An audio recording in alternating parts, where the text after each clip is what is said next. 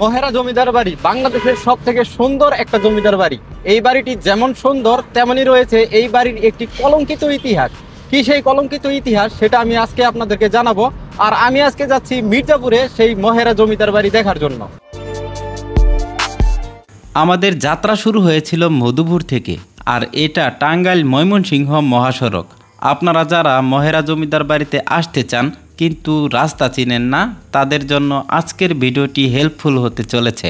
আমি আজকে মহেরা জমিদার বাড়িতে যেতে যেতে আপনাদেরকে দেখাবো আপনারা যদি মহেরা জমিদার বাড়িতে যেতে চান তাহলে কিভাবে যাবেন। এটা টাঙ্গাইলের এলেঙ্গা থেকে আমরা মির্জাপুরের দিকে এগোচ্ছি। সামনের দিকে যেতে যেতে আমরা এখানে পাই ডুবাইল বাস স্ট্যান্ড। আর এই ডুবাইল বাস স্ট্যান্ড থেকে পূর্ব দিকে একটা রাস্তা চলে গিয়েছে, সেই রাস্তা দিয়ে সরাসরি মহেরা জমিদার বাড়ি যাওয়া যায়। আপনারা যদি ঢাকা থেকে আসেন তাহলেও এই ডুবাইল বাস স্ট্যান্ড নামলে সরাসরি পূর্ব দিকে যেই রাস্তাটি গিয়েছে সেই রাস্তা দিয়ে আপনারা মহেরা জমিদার বাড়িতে খুব সহজেই আসতে পারবেন।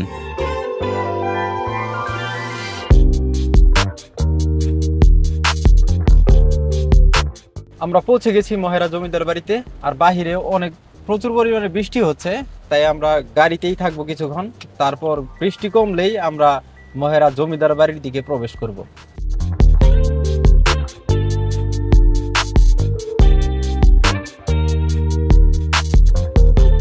অল্প কিছুক্ষণ পরে বৃষ্টি কমে যায় আর আমরা চলে আসি টিকিট সংগ্রহ করার জন্য। আমাদের 3 জনের থেকে টিকিট নিয়েছিল 300 টাকা, মানে পার পিস 100 টাকা করে নিয়েছিল। টিকিট সংগ্রহ করার পর আমরা ঢুকতে থাকি মহেরা জমিদার বাড়ির দিকে।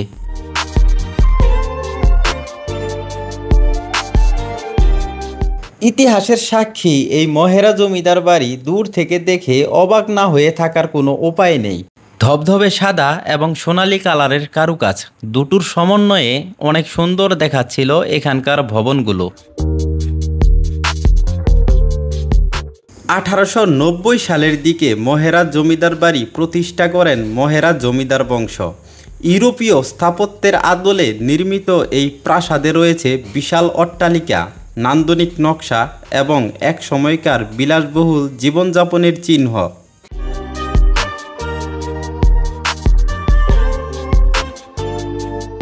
বাংলার বুকে ছড়িয়ে ছিটিয়ে আছে অসংখ্য জমিদার বাড়ি। প্রতিটি প্রাসাদই যেন ইতিহাসের এক একটি অধ্যায়।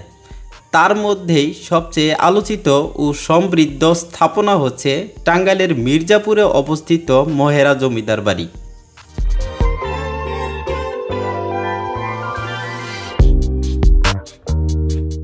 শত বছরেরও বেশি সময় ধরে দাঁড়িয়ে থাকা এই প্রাসাদ শুধু আভিজাত্যের নয়, এক কলঙ্কিত অতীতের সাক্ষী, যেটা আমি ভিডিওর শুরুতেই বলেছিলাম।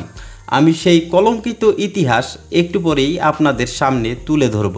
তার আগে চলুন এই মহেরা জমিদার বাড়ির জমিদারদের সম্পর্কে কিছু জেনে নেওয়া যাক। এই জমিদার বংশটি মূলত শ্রীকৃষ্ণ রায় চৌধুরীর উত্তরসূরি ছিলেন। তারা ছিলেন প্রভাবশালী, ধনী এবং ব্রিটিশ সরকারের ঘনিষ্ঠজন। ইউরোপীয় স্থাপত্য শৈলীর অনুকরণে তৈরি এই বাড়ির সৌন্দর্য এখনও দর্শনার্থীদের মোহিত করে। 3টি মূল ভবন রয়েছে এখানে: চৌধুরী লজ, আনন্দ লজ, মহেন্দ্র লজ এবং কালী চৌধুরী লজ। প্রতিটি ভবনেই আলাদা আলাদা নকশা ও কারুকাজ করা।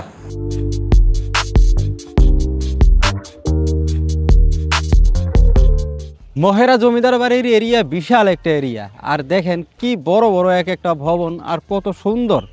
আসলে সেই সময় সেই 80 দশকের যে এত সুন্দর বাড়ি করা সম্ভব ছিল, সেগুলো এই মহেরা জমিদার বাড়ি না দেখলে বিশ্বাস করা যায় না। মহেরা জমিদাররা ছিলেন বিলাসবহুল জীবনের প্রতীক।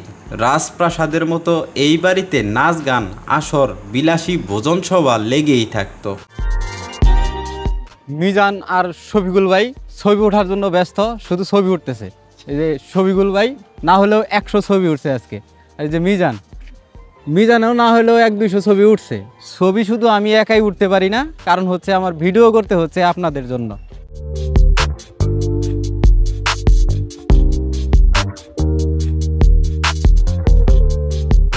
মহেরা জমিদার বাড়ির সামনের দিকটা আমরা অনেক ঘুরে দেখলাম। এখন চলেন দেখা যাক এই বাড়িগুলোর পেছনের দিকে কি কি আছে। বাড়িগুলোর সামনের দিকটা যেমন সুন্দর, পেছনেও ঠিক তেমনই সুন্দর। এখানে একটি শিশু পার্ক আছে, যেখানে ছোট ছোট বাচ্চারা আসলে অনেক খেলাধুলা করতে পারে, এবং এখানে আমি অনেক হালকা খাবার খাওয়ার মতো অনেক জায়গা দেখতে পারলাম, যেখানে আপনারা আসলে হালকা খাবার খেতে পারবেন।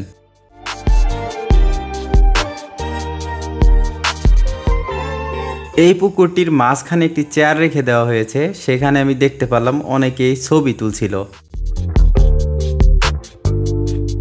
আমরা এখন যে পুকুর পাড়ে আছি এইটাকে তখনকার সময় বলা হয়তো পাঁচটা পুকুর। আর আপনারা জানেন যে জমিদার বাড়ি এবং রাজবাড়িগুলোতে অনেক পরিমাণে পুকুর থাকতো।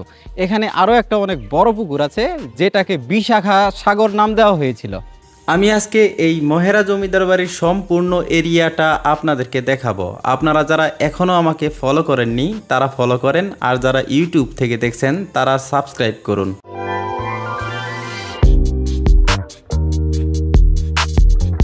ঘুরতে ঘুরতে আমরা এই জায়গাটি দেখতে পারি, আর এই জায়গাটা ক্যামেরার চোখে অনেক সুন্দর দেখা যাচ্ছিল।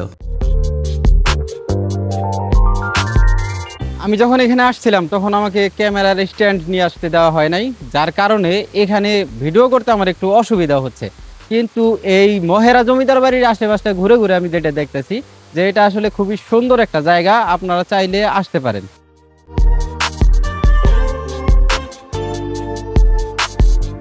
মহেরা জমিদার বাড়িতে আপনারা এরকম অনেক জায়গা দেখতে পারবেন, যেখানে আপনারা রিল্যাক্সে বসে সময় কাটাতে পারবেন। আর জায়গাটাও কিন্তু অনেক সুন্দর, অনেক গাছপালা আছে এখানে, সবসময়ই ঠান্ডা একটা পরিবেশ থাকে।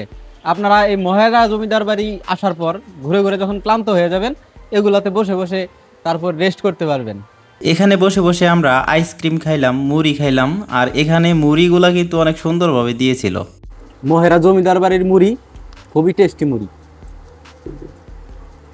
মুড়ি টেস্ট লাগার পিছনে অন্য একটা কারণ আছে, সেটা আমি বলবো না, কারণ আমার বড় ভাই সেটা আমাকে পার্সোনালি বলছে।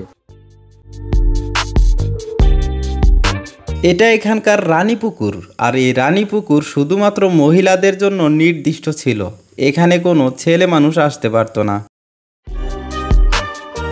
এই জমিদার বাড়িটিতে একটি মিউজিয়াম আছে, যেখানে সেই সময়কার জমিদারদের ব্যবহার করা অনেক কিছু আছে। চলেন আমরা এখন সেই জমিদার বাড়ির মিউজিয়ামের দিকে যাই। মিউজিয়াম হিসাবে যেই ভবনটি ব্যবহার করা হচ্ছে, এই ভবনটিও অনেক সুন্দর একটি ভবন।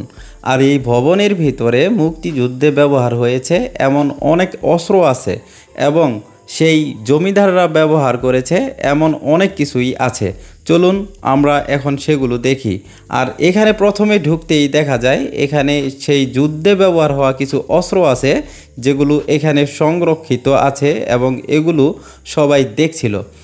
আর এই যে লাল পোশাক পরা যাদেরকে দেখতে পেলেন, তারা গাজীপুর থেকে এখানে পিকনিকে এসেছেন। আর এই যে দেখেন জমিদারদের ব্যবহার হওয়া হুক্কা, বদনা, এখানে অনেক কিছুই দেখতে পাচ্ছি, যেগুলা সেই সময়কার জমিদাররা ব্যবহার করত।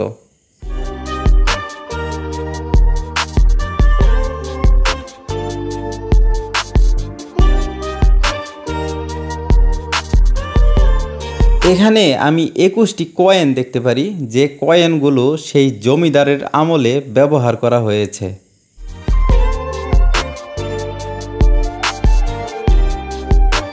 উনিশশো ৭১ সালে মুক্তিযুদ্ধ চলাকালে মহেরা জমিদার বাড়ি কলঙ্কিত ইতিহাসের সাক্ষী হয়।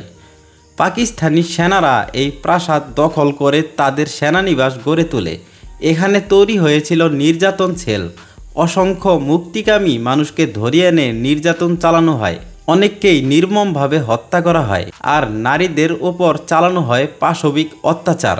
আজও স্থানীয়রা বলেন এই বাড়ির দেয়াল যেন এখনও সেসব আর্তনাদ শুনতে পায়। মুক্তিযুদ্ধের পর মহেরা জমিদার পরিবার এ অঞ্চল ছেড়ে পালিয়ে যায়। জমিদাররা আর কোনোদিন ফিরে আসেনি। পরবর্তীতে বাংলাদেশ সরকার এ বাড়ি অধিগ্রহণ করে। 1982 সালে বাংলাদেশ পুলিশ এ প্রাসাদকে রূপান্তর করে পুলিশ ট্রেনিং স্কুলে।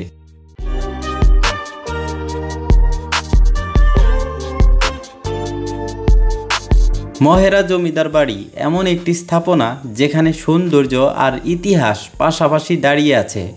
একদিকে ইউরোপীয় নকশার দৃষ্টিনন্দন স্থাপত্য, অন্যদিকে মুক্তিকামী মানুষের রক্তঝরা ইতিহাস। এটা হচ্ছে জমিদার বাড়িটির সব থেকে বড় পুকুর, আর এটার নাম দেওয়া হয়েছিল বিশাখা সাগর।